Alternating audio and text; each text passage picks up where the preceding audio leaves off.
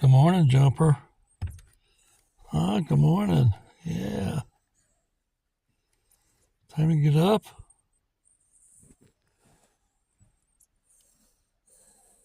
Looks like a nice day out there.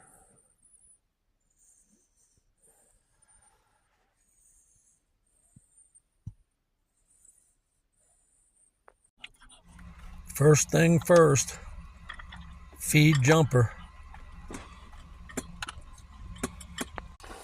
Good morning. It's Tuesday, July 10. We stayed at Lakeview campsite a second night, and it was good. We caught 5 fish here out of the lake. A lot of fun, and Jumper got to eat his first trout. So, yeah. So, I got to looking at the map, and I saw a sign when we came in, about 10 miles back. It said, the Ovens. It's a historical landmark, I guess. Anyway, I was looking at maybe going out there today and checking it out, and then I noticed that there's a state park campground there. And that wasn't part of my plan, but it's nice when you don't have a plan and you just do things off the cuff.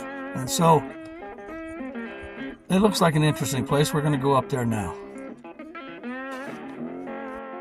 On the way to the Ovens, we saw this sign. Decided to see if we could view some elk. But there were no elk to be viewed today.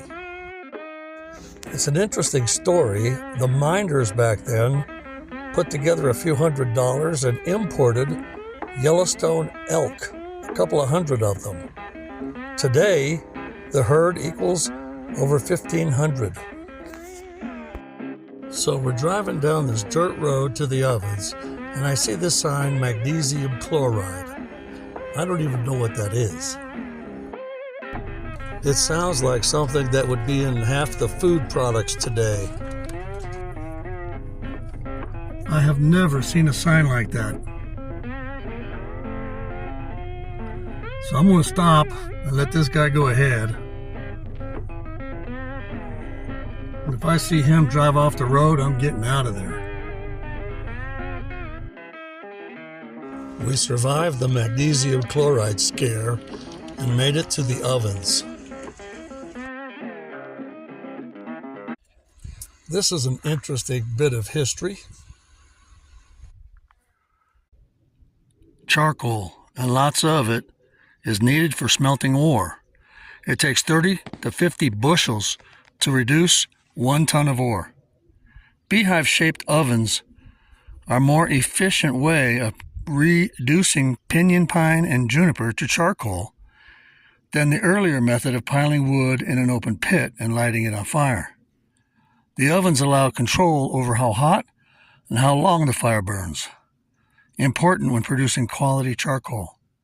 Building the ovens here, close to the source of building materials, the timber needed to make charcoal, and within 3 miles of the smelters, was a matter of convenience and efficiency.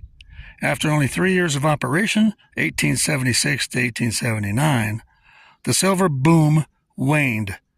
The trees were gone, and the need for charcoal ended. People found other uses for the Ward charcoal ovens. For prospectors and stockmen, they were shelters in harsh weather. It is also said that 1 or 2 stagecoach bandits hid from the law in these ovens. Today, they offer a glimpse into the past, reminding us of Nevada's heritage. Charcoal burns slower and hotter than raw wood, a characteristic necessary for smelting ore. The charcoal was used in the smelters at nearby Ward. Timber was quickly stripped for miles around the ovens.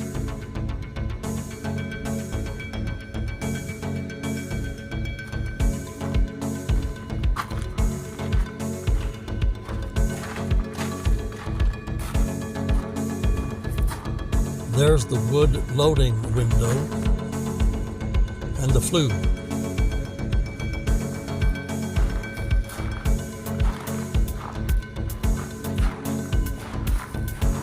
What do you think of this place, Jumper?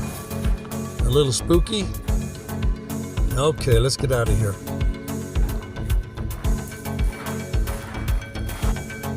Filling one oven required trees from 6 acres of land. 6 ovens equals 36 acres of trees. Each oven held 35 cords of wood, which burned for 12 days, producing 50 bushels per cord. I don't have too many young subscribers, but of those that I do have probably never seen one of these. A coin phone booth. I used to use them all the time.